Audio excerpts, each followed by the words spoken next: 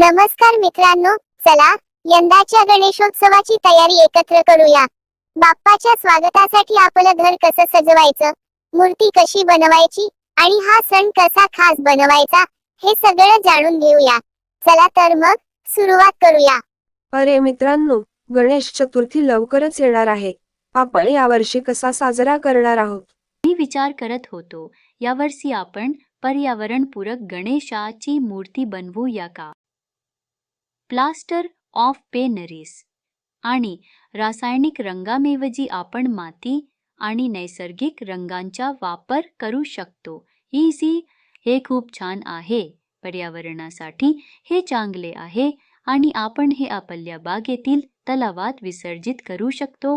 सजावटीचे काय किस्से का होय आणि आपण प्रसादासाठी मोदक, लाडू आणि इतर गोड पदार्थ तयार करूया।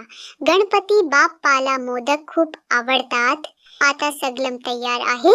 आता फक्त गणपती बाप्पा येण्याचा आनंद साजरा करायचा आहे। येऊता